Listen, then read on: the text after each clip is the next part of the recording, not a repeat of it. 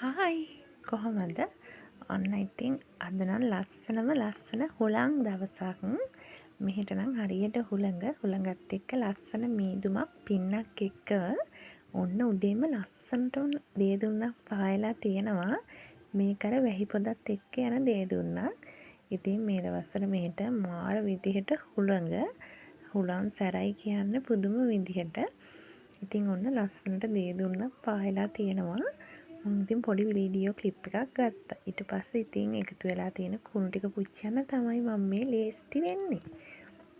ඉතින් මේ ටික පුච්චලා මම ඒ කියන්නේ අර යෝගට් කප් අරවා මේවා පුච්චන හොඳ නැහැ තමයි. ඒ වුණාට ඉතින් ඒවත් තැන් තැන් වල දැම්මම අර මදුරුව එහෙම බෝ වෙන්න බලනවනේ වලක් කපලා දාන්න පුළුවන්. ඉතින් මම ලේසියට පුච්චලා දැම්මා.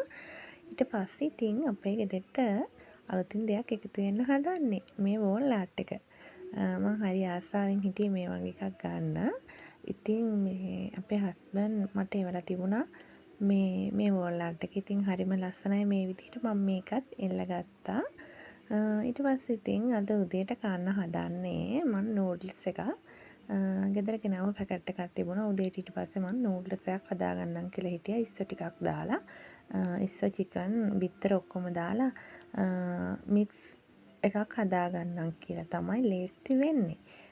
අද උදේට බත් හැදුවේ නෑ. හැමදාම බත් කන්නත් බැරි හින්දා ඉතින් නූඩ්ල්ස් එකක් උදේට හදාගන්නම් කියලා.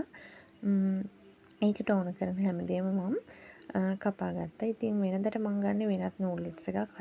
මේ සැරේ ගත්තේ මම මේ චයිනීස් නූඩ්ල්ස් එක. අවුලක් නෑ. එකත් හොඳට තිබුණා. ඉතින් මම ඉස්සෝ ටික මුලින්ම ලුණු කහ ගම්මිරිස් ඒ ටික දාලා මැරිනේට් වෙන්න තියලා විනාඩි 10ක් 15ක් තියලා ඒ ටික බැදගත්තා.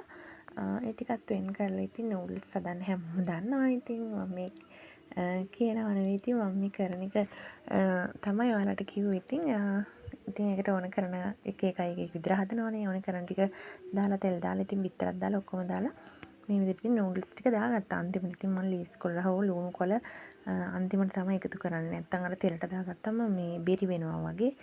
කොහොමත් රයිස් එකක් හැදුවත් නූඩ්ල්ස් එකක් හැදුවත් ඉතින් කොහොමත් අන්තිමටනේ එකතු කරන්නේ. ඊට පස්සේ මේ විදිහ බැලගත්තු මස් ඉස්සෝ එහෙම එකතු කරලා ගත්තා. ඉතින් රසට තිබුණා. මේක චයිනීස් නූඩ්ල්ස් එකක්. ඉතින් චිකන් එක හදාගත්ත කලින්ම. ඉතින් චිකන් එකත් එක්ක දැන් උදේට කන්න තමයි හදන්නේ. ඊට පස්සේ ඉතින් අපි දවල් වෙලා ගියා බඩු වගයක් ගන්න. ගෙදරට ඕන කරන බඩු වගයක් ගන්න තමයි මේ ගියේ. අඩුපාඩු වගේක් තිබුණා. ඉතින් මේ දවල් කාලා ඒ වැඩ ටික ඉවර කරලා ඉතින් ඔන්න ඉතින් ගියා. ගෙදරට ඕන කරන බඩු ටික අරගෙන එන්න. මෙහෙට නම් මේ දවස්වල මාර විදිහට පායනවා. හරිම රස්නේ ළමයි.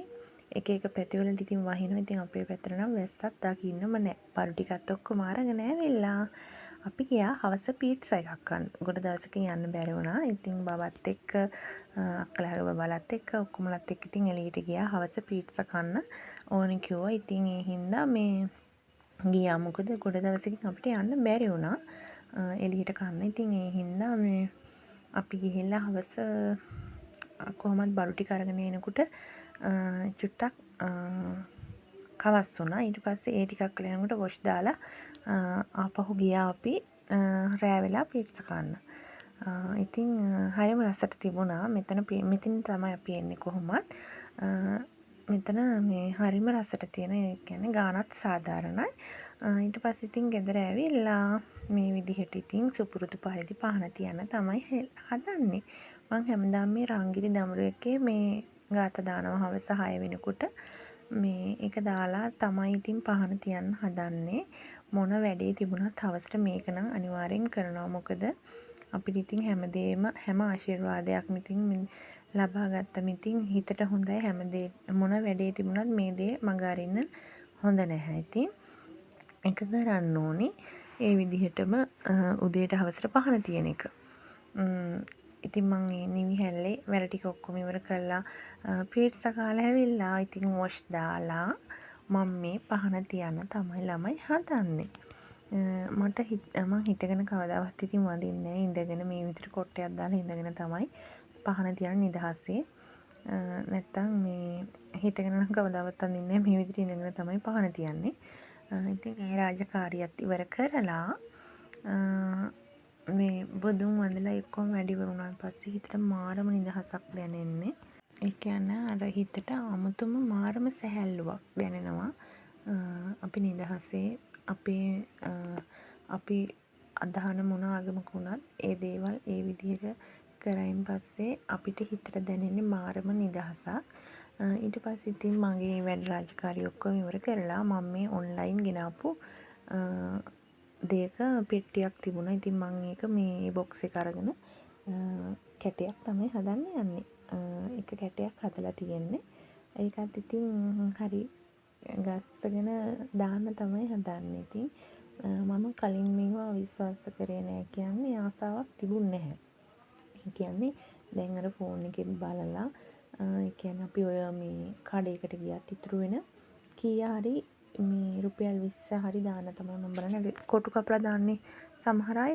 ඉතින් මාත් ඒ වගේ හදාගෙන තියෙනවා මේ 100 ගුණාකාර වලින් මේ 100 හරි ඔය දාන්න. ඉතින් ඒ වුණාට ඒක නම් කැපෙන්නේ නැහැ. මම ඉතින් ඔය කඩේකට ගිහලා ඉතුරු වෙන රුපියල් 20ද 50ද එහෙම ඉතින් දාන්න තමයි බලන්නේ. ඉතින් කොටු කප දාන්නේ. එහෙම එක කැටයක් ඉතින් මම දාගෙන යන ගමන් ඉන්නේ. ඉතින් මේකත් මම මේ විදිහට අලවගෙන කැටයක් හදාගෙන තමයි හදන්නේ. මොකද අපිට මාරු කාසි නෙවෙයි. ඉතින් කාසි දාන්නේ නැහැ මම මේකට. කොන තමයි දාන්නේ. ඉතින් අපිට කඩේකට ගියත් හැමදාම ඉතින් හැමදාම යවෙන්නේ නැහනේ. ඒ කියන්නේ අර දවසට පඩි ගන්න අයට උනත් මේක කරන්න පුළුවන්. මාත් විශ්වාස කරේ නැහැ රුපියල් 20ද 50ද 20 ගානේ දවස් 5ක් දැම්මත් රුපියල් 100ක් එකතු වෙලානේ. ඉතින් ඒ වගේ ඉතින් මමත් ලේස්ති වෙන්නේ මේ විදිහට ඉස්සර මම කැට එකතු කරේම නැහැ. ඒ උනාට දැන් ඔන්න ওই විදිහට කරන්න ආසයි ඒක. ඒ කියන්නේ ඒක ගෑනෙන්නේ නැහනේ අර තවත් ඒවා ඉඳිමුත් ඒකෙන් ගෑනෙනවා. ඉතින් මේ දේ කරලා බලන්න ආසයි. ඉතින් කරන්න ආසයි හිතන ඉතින් කරලා බලන්න. ඊට පස්සේ ඉතින් ඔන්න රෑ වෙලා අපේ බබත් නිදි මේ විදිහට. ඉතින් දැන් ඉතින් හොඳටම රෑ වෙලා මාත් නිදා ගන්න ඕනේ. ඉතින් ආයෙත් අලුත් දවසක එනකන් පරිස්සමින් ඉන්න කියලා ආදරෙන් කියනවා. බයි.